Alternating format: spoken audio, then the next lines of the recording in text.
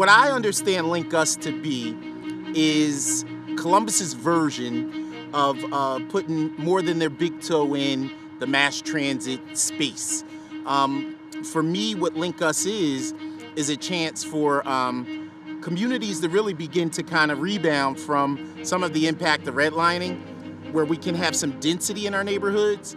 LinkUS becomes a pathway for those that might not have cars in a very car-centered community to begin to still have the viability of getting to work, recreating, and for our city to be able to move massive amounts of people into downtown and out of downtown without there being much disruption. I, as a native of Columbus, I'm happy to see the growth, but I want to make sure that everyone equitably has the opportunity to take part in that growth. So 71 North, when it cut through Mount Vernon, was it had really harsh effects that I don't think the community ever really recovered from.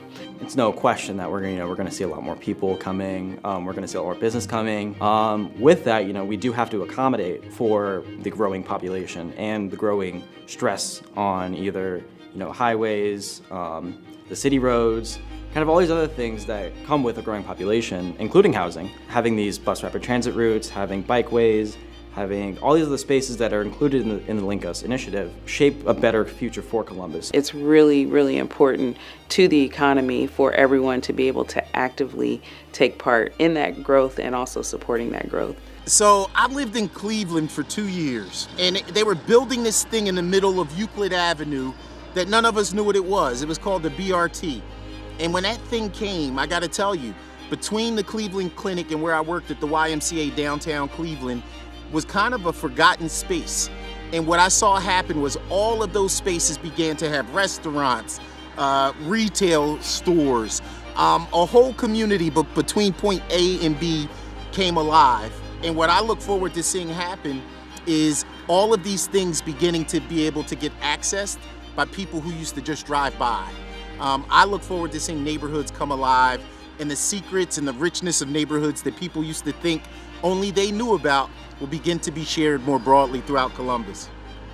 In my vision of Columbus, I see an interconnected community full of green spaces, full of sidewalks and public space in which people can move around with ease at a low cost and oriented around people. One of the ways you'll realize our city is really there and being uplifted is when I get on mass transit one night and I think I'm just going downtown to do one thing, and I'm on a bus full of people that are celebrating a Columbus Crew playoff game that I didn't even know about, right? Or I'm on there thinking I'm just going to the short north and there's tons of people in town from somewhere else going to see an art exhibit somewhere I didn't know about. The spillover effect of just cultural richness that begins to share when we can have that third place that we share. And so as each of us goes into our own algorithm and we're looking at news that reinforces what we already believe, public transportation is a way that we can share a space and I can meet people that aren't like me. And people who aren't like me might meet me, and we can be neighbors better, I think, as a result of a viable mass transit system.